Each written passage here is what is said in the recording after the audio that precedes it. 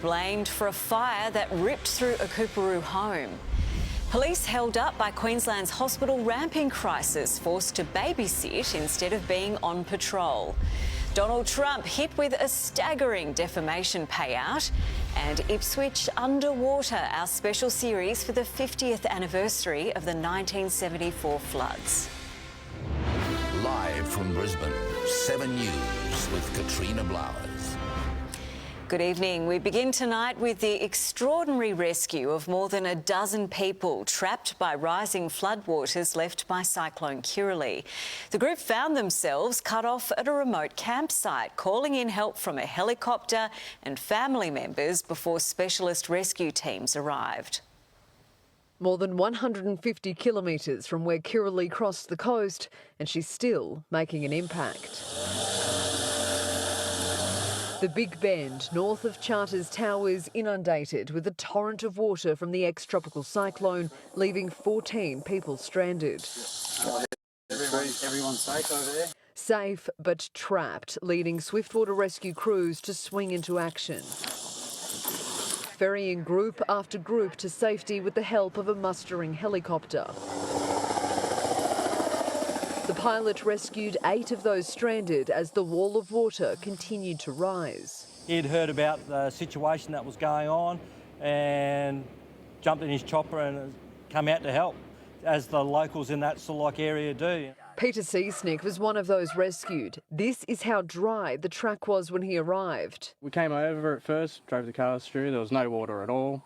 And then, just went for a little trip, played in some mud, went to come back, and then, here comes all the water rushing through. This is what he faced on the way out. Just sat over there having a good time. Waited to get rescued. Justin Moore tried to rescue the group with his tinny on his own at first. They just basically said we need a boat. So we come out. They capsized after the raging current wedged the boat against a tree. I was more worried about the 2 girls in there. They were pretty scared. Looked after them first and got the boat to shore. All up, it took around an hour to rescue everyone. Paramedics assessed those who capsized, but thankfully no one was injured. Authorities say this is a reminder in weather events how quickly things can change. We're all having to deal with the hot weather as well as not having access to air conditioners for a lot of the Ergon customers. This obviously pushes people to their limits and it can get extremely frustrating. Our message is just to stay at home if you can. To avoid risking the lives of locals and rescuers in similar situations. Now, the swiftwater rescue crew members involved have told me the only reason they were able to respond as quickly as they did is because they were already here in Charters Towers. It was good fortune and good planning. They had been pre-deployed and were on standby to deal with any major incidents that arose in the wake of ex-tropical cyclone Kirrily's predicted inland deluge. And really, without all the resources there last night working hand in hand, this could have ended very differently. Now, the extra emergency services personnel deployed here to North Queensland for this cyclone event. They are starting to trickle out of the region now, but the Queenslanders are being warned that there are still flood warnings in place in many parts of the state. Katrina? Sally Geit there in Charters Towers. Now to Paige Van Lunteren in Townsville. And Paige, the recovery is starting, but many could still be spending days without power.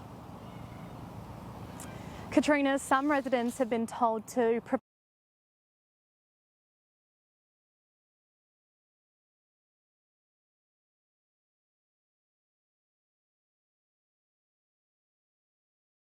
to spend up to 7 days without power. That's as the region deals with extreme heat. Temperatures today soaring to the mid-30s. One suburb is doing it tougher than others. Residents in Bluewater today woke to find not only had they lost power, but also their water supply.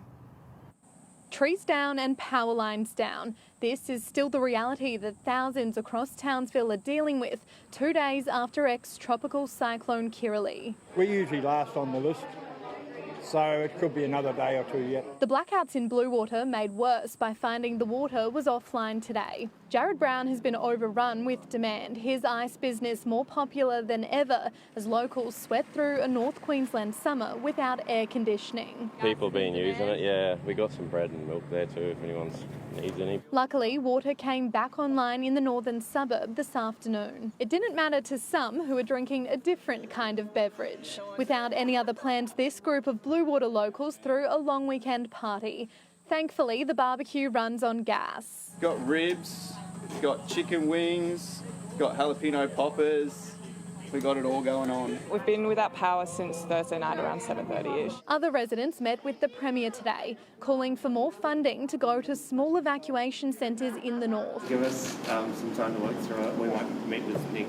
Maybe that second city. Make it known to the powers to be that these little communities like Sahia, out of Rollingstown where we are, need funding to keep these centres up and running. The clean-up across the region is largely a community effort. Queues to the dump today snaking down the road as Ergon crews begin restoring power to key parts of the grid. The Ergon workers are absolutely focused on getting the power back on for that critical water, wastewater as well as telecommunications infrastructure. That's their first priority. Almost 40,000 homes are still without power, many being warned it could be days until the lights are back on. Those 600 workers, they're out there now. They're focused on making it safe and on delivering power. Residents significantly impacted by ex-tropical cyclone Kirrily can now apply for hardship payments.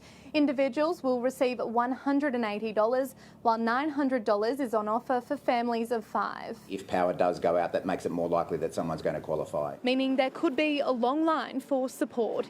In Townsville, Paige Van Lunteren, 7 News. Meanwhile, across the southeast, it's been a day of high temperatures and punishing humidity. Worse than in the far north or even Darwin. Last night was the city's hottest since 2017. The southeast swelters under suffocating heat. It's a bit too hot today and a bit humid. The shade, no real escape. The pool, only a slight reprieve. It was nice and warm. Sunscreen, absolutely essential. I'll be putting on about 3 or 4 times before the day's out. Another January heatwave setting the perfect scene for the hottest 100 countdown. But the city sauna was too much for some. She came to Gold Coast from Brisbane. It's definitely a lot better. There's a lot more to do here. Further from the coast, no such escape. 2 scoops ought to do the trick instead. It's better when it's hot because it's more refreshing. The temperature in Ipswich reached 36 degrees. Logan and Brisbane inched into the mid-30s. The Golden Sunshine Coast sweating 2. Queensland's southwest baking in 38-degree heat. Unwelcomed after an uncomfortable night. While we were sleeping, records were smashed. Both Brisbane and Nambour recording their hottest nights in 7 years. Not only are temperatures high, humidity is too, making it feel so much hotter and more uncomfortable. We're looking at humidity levels higher than what is currently being experienced in Darwin. Humidity that's been dragged south by ex-tropical cyclone Kirrily and unfortunately is here to stay. The worst may be over, but even tonight the air is still stifling. Here at South Bank, it's currently 31 degrees, but that humidity is making it feel like 36. Temperatures will start to drop from tonight, but we won't get much reprieve from the humidity for a couple more days. Until then, it'll be more restless nights for many. Yes, another night of air conditioning and fans. Thank you, Jade.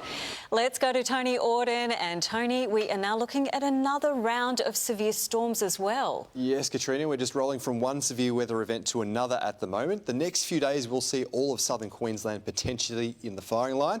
That was quiet in the southeast today, but as we move into tomorrow, that instability really starts to ramp up, fed by a mixture of this heat and some extra humidity off the tail end of Kirrily here. Storms and some big cells are likely right across southern Queensland, including the southeast from tomorrow for a few days.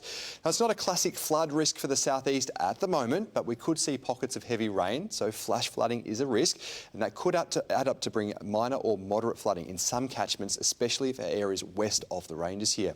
Katrina, I'll be back soon with the forecast. Thanks, Tony. An e-scooter battery has exploded, erupting in flames, which has gutted a family home in Coorparoo. The fire took hold so quickly, the residents escaped with just the clothes on their backs. 70 years